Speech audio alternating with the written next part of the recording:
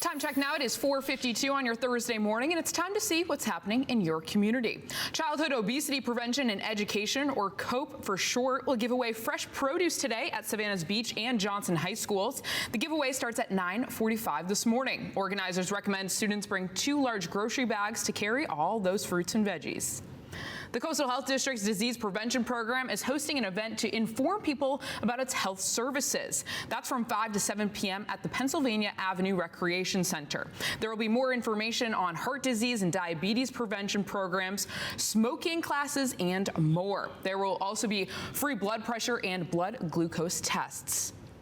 Well, the time now is 4:53, and next we'll have sports highlights from Frank the Big Guy Zalkowski. That's coming up in 3 minutes. President Trump will continue his duties as commander-in-chief now that the Senate has acquitted him.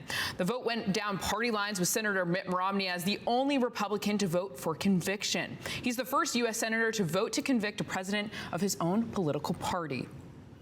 Customs and Border Patrol officials are not commenting about the death of a U.S. citizen in its custodies. Officials say a suspect arrested in a human smuggling case started showing signs of distress at a Border Patrol station. He died 6 hours after his arrest. The House manager spent almost 10 hours yesterday making their case that the president's actions violate the Constitution.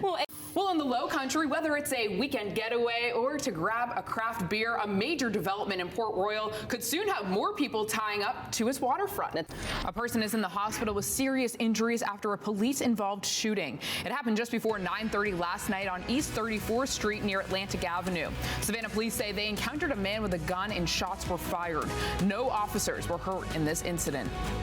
The Effingham County Sheriff's Office has released new pictures of the suspect in Wednesday's armed robbery in Rincon. It happened at the Cash Advance store. They say the suspect has a teardrop tattoo under his eye.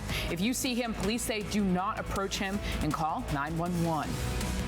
The former City of Savannah parking employee accused of stealing thousands of dollars is now facing 70 additional theft charges. Ashley Swindell was arrested in June of 2018 and is accused of stealing more than $25,000 from the city's parking meter services. Chris, Ashley, good morning. Well, we are here on West Oglethorpe Avenue, right where you can typically get onto the Talmadge Bridge. And as you can see behind me here, police are blocking it off as they have been all morning after a single vehicle crash that happened right around 4 a.m. this morning. Now take a look over here. We have a ton of traffic. People are trying to get onto the bridge and they just can't. All lanes are closed after that crash this morning. It was a pretty serious one, single vehicle incident that the jaws of life were used to extract that driver from their vehicle. Now, we have no clue right now as to when those lanes are going to open back up. We did see a tow truck pass by probably about 20 minutes ago or so now, and so crews are working to clear the scene to be able to open this bridge back up. Police are advising anybody that takes this bridge for their morning commute to go through Port Wentworth rather than trying to go over the bridge, as they are unsure when it will open back up. Of course, we will keep you updated online and on the air as we continue to learn more this morning and throughout the day. Reporting live from Savannah this morning, Emma Hamilton, WJCL 22 News.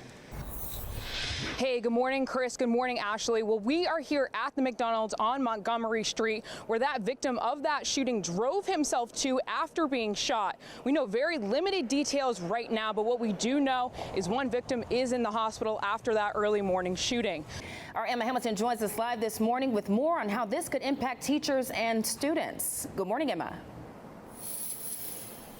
Hey, Ashley, good morning. Well, we all know the feeling of preparing for and even taking a test. It can be pretty nerve-wracking for a lot of students. Well, Governor Brian Kemp is trying to change that for these students by reducing the number of K-12 high-stakes testing in the state of Georgia.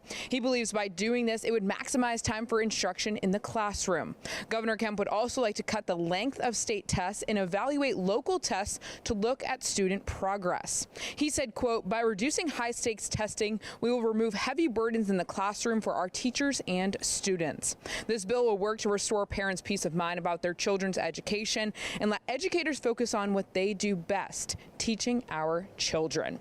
With this bill, Georgia would still require a writing test in high school, but it would be able to be given any time between the 9th and 12th grade. Right now, that writing assessment is taken in the 11th grade. Reporting live in Savannah this morning, Emma Hamilton, WJCL 22 News.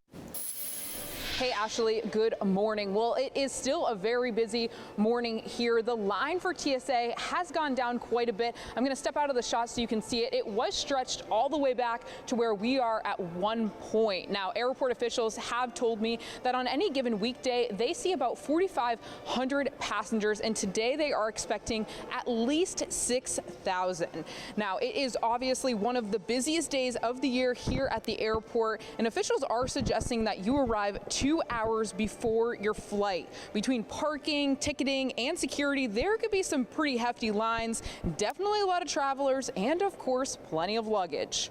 As you can imagine, Chris and Ashley, this family has been heartbroken since learning that their son, brother, and friend was among the 3 sailors that were killed recently at the Pensacola Naval Air Station. 21-year-old Cameron Scott Walters of Richmond Hill